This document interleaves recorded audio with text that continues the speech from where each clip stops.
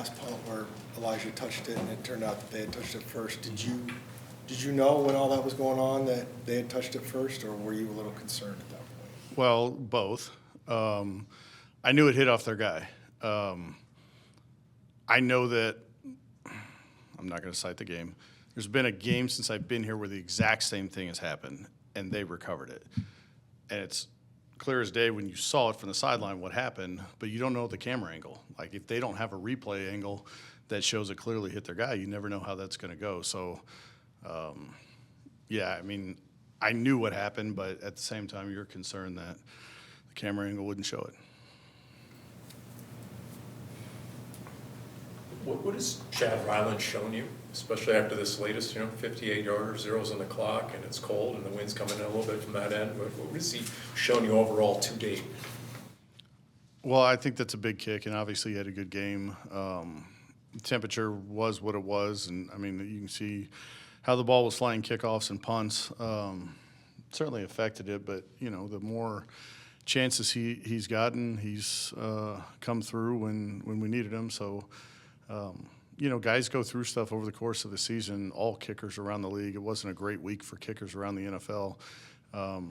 But, he was one of the guys that had a good week, and you just hope that guys continue to stack those things. And, the better they are, the more confidence they have. And I think more confidence that coaches have in players as well.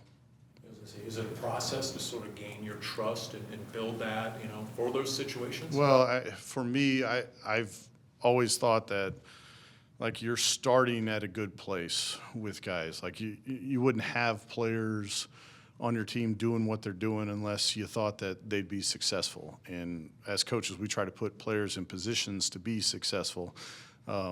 Their performance is always going to factor in how you're making decisions going forward, and that's all positions. It's not just kicking. It's, the thing that comes along with kicking is it's a yes or no question. Like, there is no gray area. It went through the uprights or not.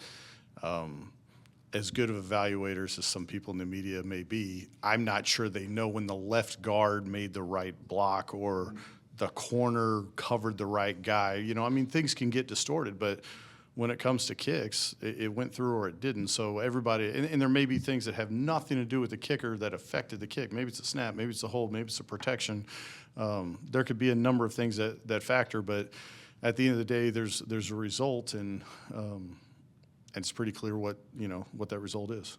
With a bit of a banged up running backs room and DJ Dallas getting some more looks on offense, is there a pre-planned snap count, or is the conversation just how are you feeling on the sideline in terms of making sure he's good to go for offense and special teams? Yeah, I would say that, again, with a lot of players, you go through that as a special teams coach. Owen played a ton of plays on defense comparatively to what he had been playing, and you kind of know that going into the game, but it changes quick. A couple weeks ago, we had two defensive guys go down in the first however many minutes of the game, and you have all those contingency plans. Sometimes they both affect a lot of things. With DJ specifically, his role hasn't been so big that it's affected his ability to maintain his special teams role.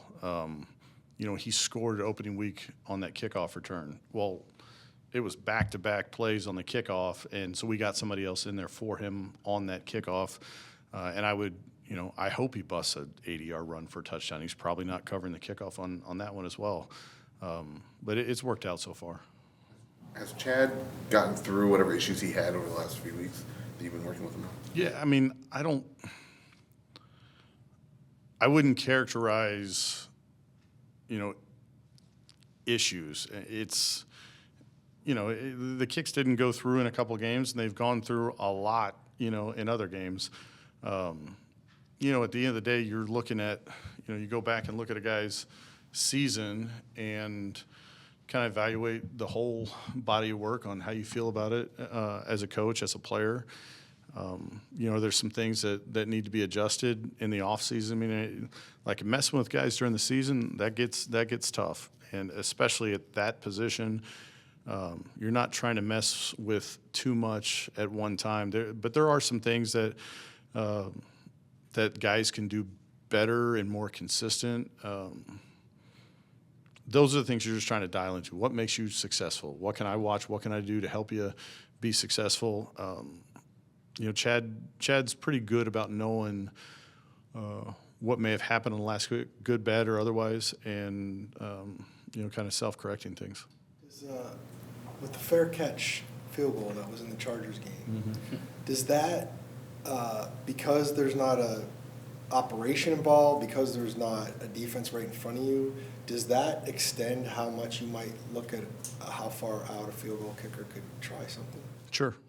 Yeah, I mean, it hasn't happened in a game since 2019. It's over in London, Joey Sly, and there's a number of things that happen, multiple false starts that backed the punt team up, and they were able to attempt it. Last year, Green Bay had a situation, I think it was against Detroit, and if they would have gone fair catch, free kick, they would have attempted, I think it was a 65-yarder, which with no defense out there, running start, it plays out like a kickoff. There's no tee. Maybe the guy can make it, maybe he can't. I'm not sure what their threshold was. They chose to run an offensive play, and they got 10 yards. It was 3 or 4 seconds left. It was good. They still have to snap it back now 8 yards, right? So, it's a contested kick at 63, but in a normal operation versus an uncontested kick at 65, there are things that came to my mind because that's a direct decision. Okay, even if we get such and such yards, it's still coming back 8 yards in order to snap it.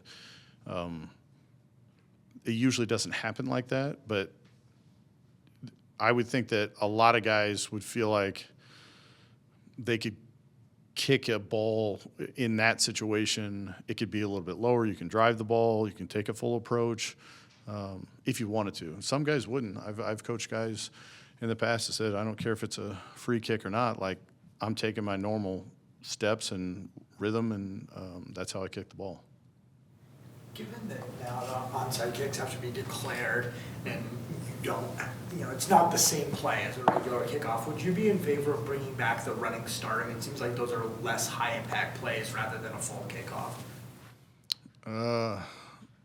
I would disagree with you. When I first got in the league, balls being kicked off from the 30, and the visual I have is Jason Hansen, the kicker for the Lions, starting his approach at the 5-yard line. He's running up 20, 25 yards the ball. His coverage guys are with him. So they are having a running start.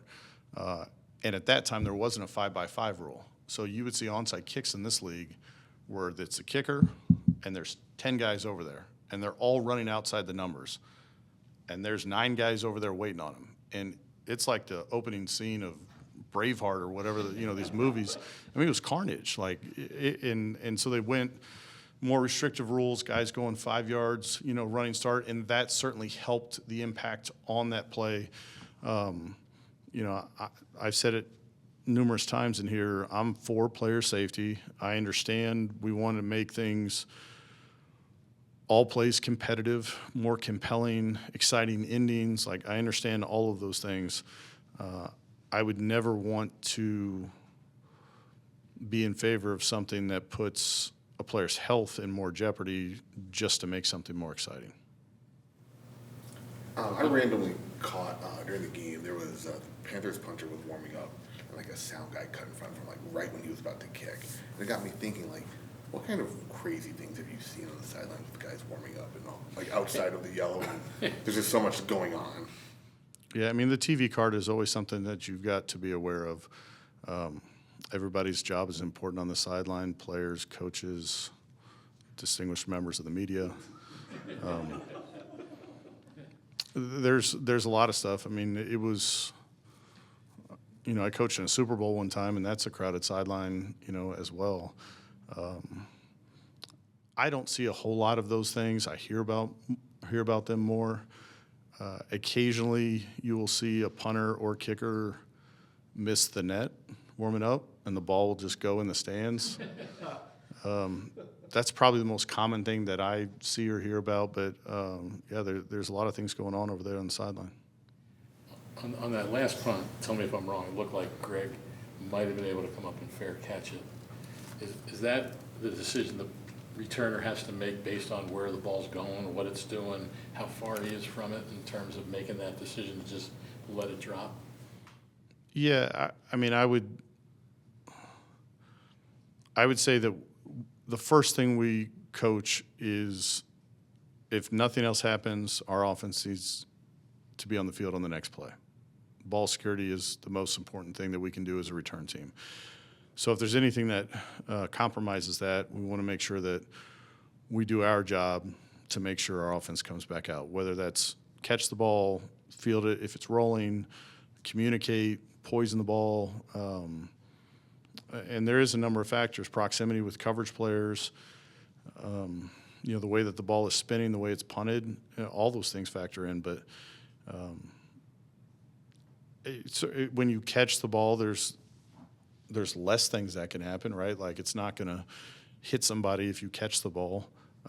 But I think every punt kind of has its own story.